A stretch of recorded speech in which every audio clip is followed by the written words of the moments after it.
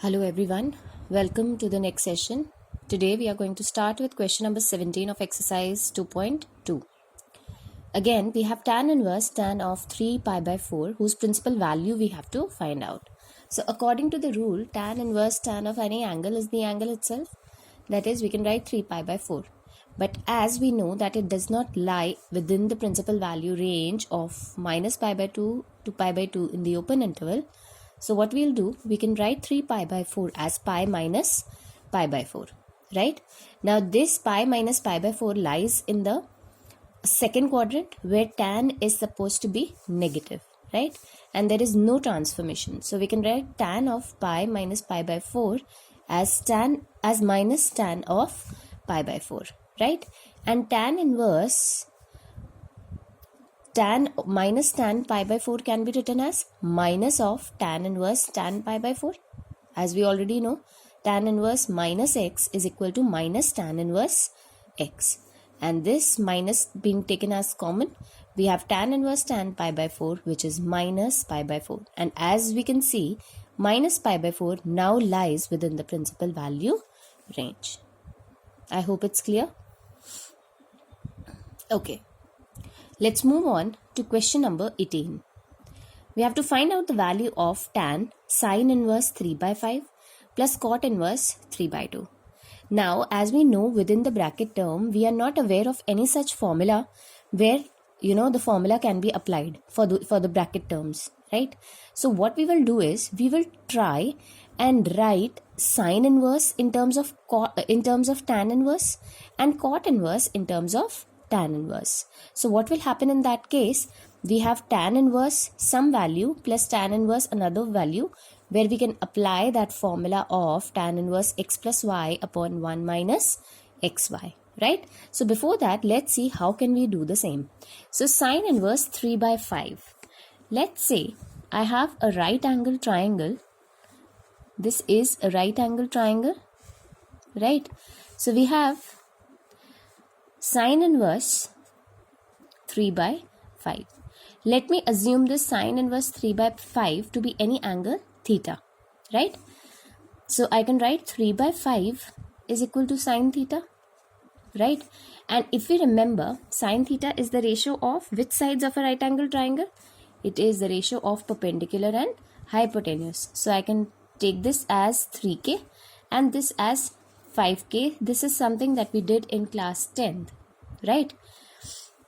Can we calculate, since this is 5k, this is 3k, using the Pythagoras theorem, we can apply the base formula and calculate the base. So base, as we know, the Pythagorean triplet of 3, 5 is 4. So the base comes out to be 4, right? Now, what is tan theta? For this right angle triangle, let's say this is angle theta. So that's perpendicular upon base, that is 3k upon 4k, or simply 3 by 4. Or I can write theta as tan inverse 3 by 4. Recently, we just wrote sine inverse 3 by 5 as theta, and theta is also equal to tan inverse 3 by 4.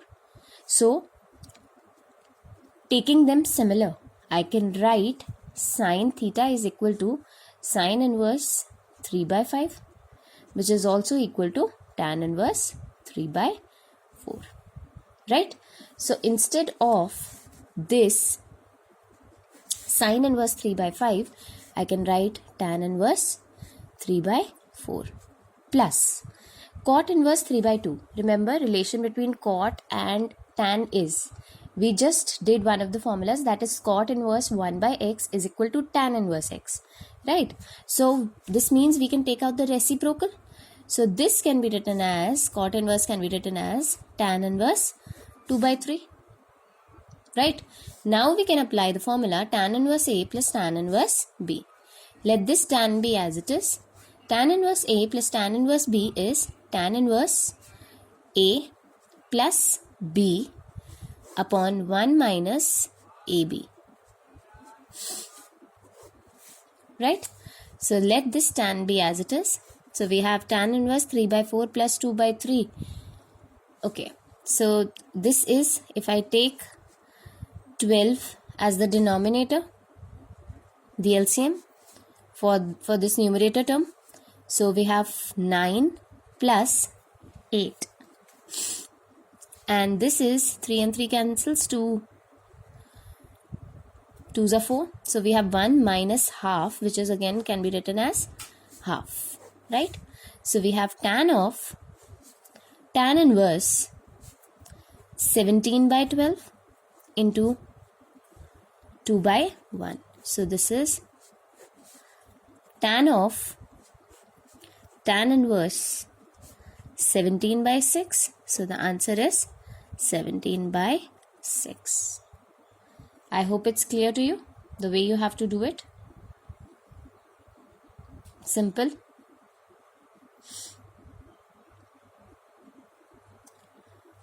With this, we'll move on to question number 19. We have to find out the value of cos inverse cos of 7 pi by 6.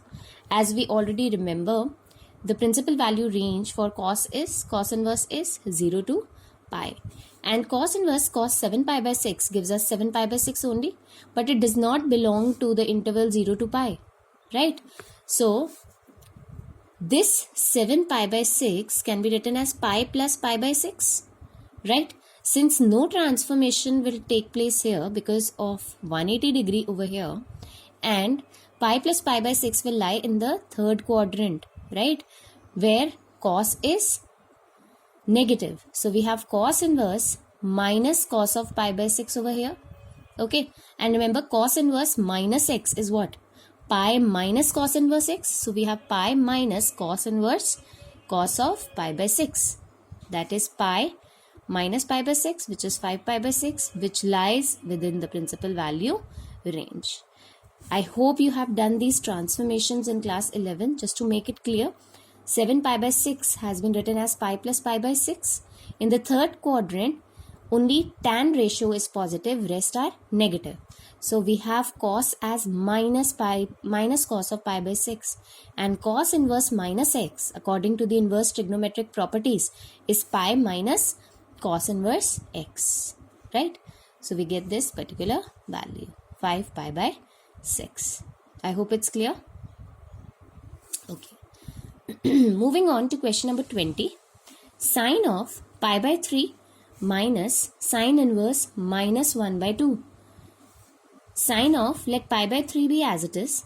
Sine inverse minus x is what?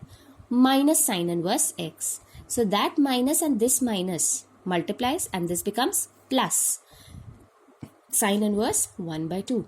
And at what value, at what particular angle is the value of sine 1 by 2? At 30 degree, that is at pi by 6. So pi by 3 plus pi by 6 gives us pi by 2, and sine pi by 2 sine 90 degree is equal to 1. It's clear?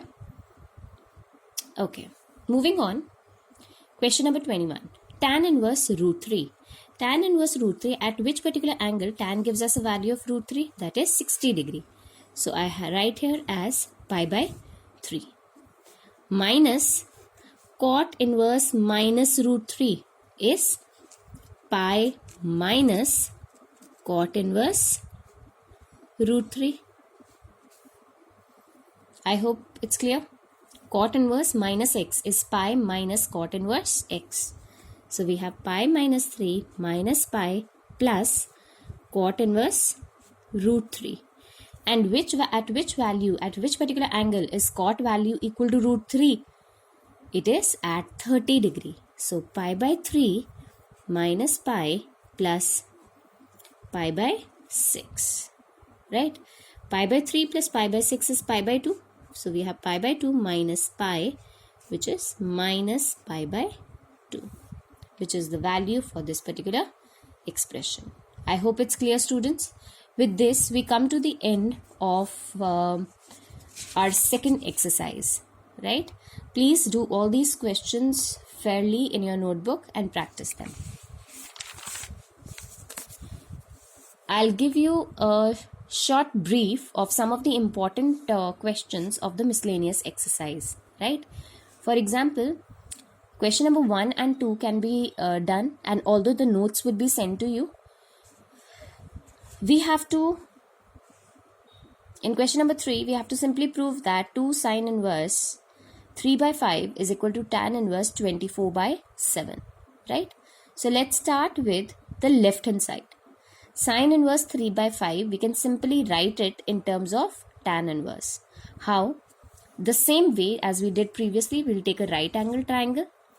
We'll take sine inverse 3 by 5 as some angle theta, right? So we have 3x as the perpendicular and 5x as the hypotenuse. So in this right angle triangle, tan theta would be what? 3 by 4, right? So tan theta would be 3 by 4. Here it has been written. Now going back to this expression, and instead of sine inverse 3 by 5, I can write tan inverse 3 by 4. So my left hand side now becomes 2 tan inverse 3 by 4. And you remember the formula? 2 tan inverse x is equal to tan inverse 2x upon 1 minus x square. So applying that formula, we have tan inverse, I have written this formula, 2y upon 1 minus y square. So this is 3 by 4. So we have 2 into 3 by 4, 1 minus 3 by 4 whole square. So once we simplify, we get 6 by 4, 1 minus 9 by 16. 6 by 4 into 16 by 7.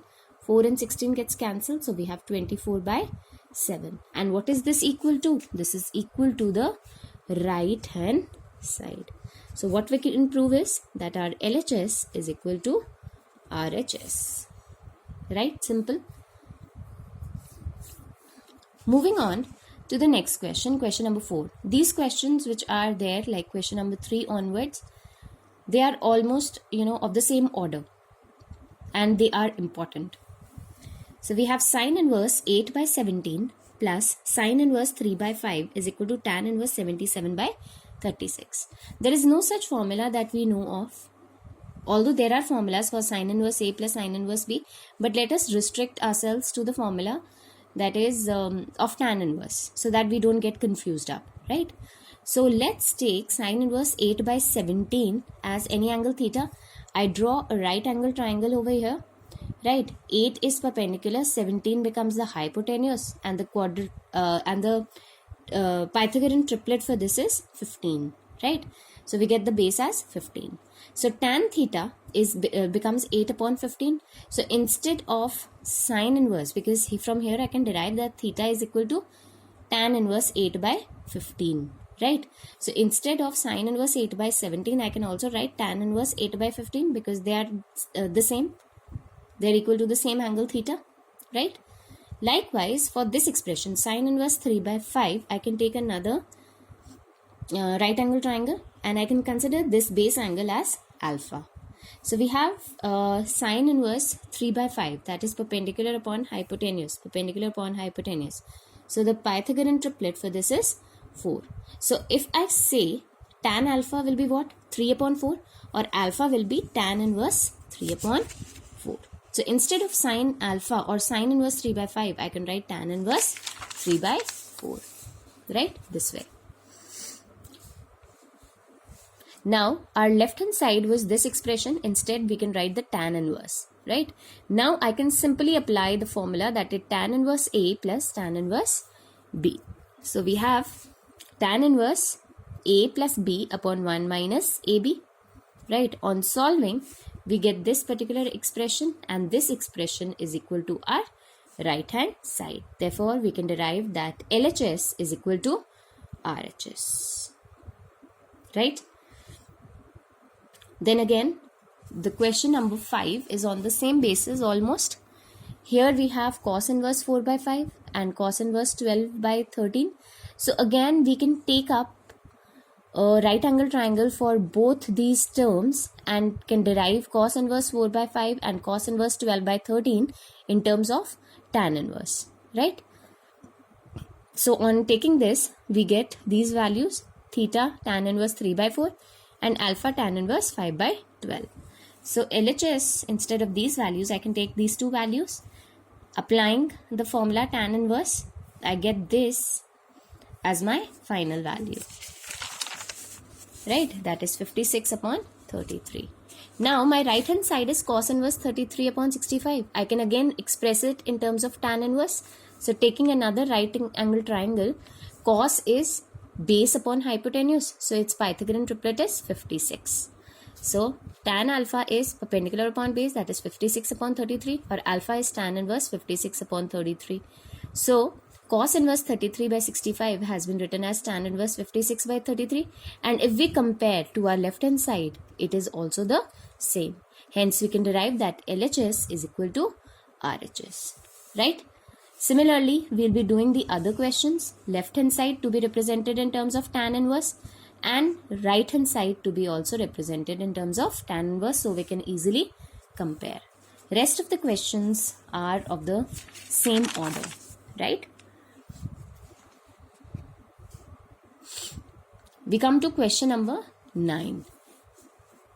Tan inverse root x is equal to half cos inverse 1 minus x upon 1 plus x. Remember, we can apply the formula here. We have done already tan inverse x formula. That is, in terms of cos inverse, it is cos inverse 1 minus x square upon 1 plus x square. Here we have 1 minus x. So x can be written as under root of x square. Likewise, this can be written as under root of x square. So applying the value, we have 1 by 2 into 2 tan inverse root x. 2 and 2 gets cancelled. So we have tan inverse root x, and remember this is equal to the left hand side, right? Similarly, we have other questions like question number 10, where simply we have to prove or derive it into its simplest form. As we know the bracket term, it can be simply rationalized. On rationalizing, we can find out the product, simplify it, so we get this. Remember the 1 plus cos x and 1 minus cos x formula. So 1 plus cos x here becomes 2 cos square x by 2, and sin x can be written as 2 sin x by 2 cos of x by 2. So we have cot of x by 2, cot inverse cot of x by 2 becomes x by 2. I hope it's clear, students. Please, in case you have any kind of doubt, kindly drop your doubts in the message box so that can be solved, right? Thank you so much. Practice all the questions of miscellaneous exercise as well. Until we meet next. Thank you.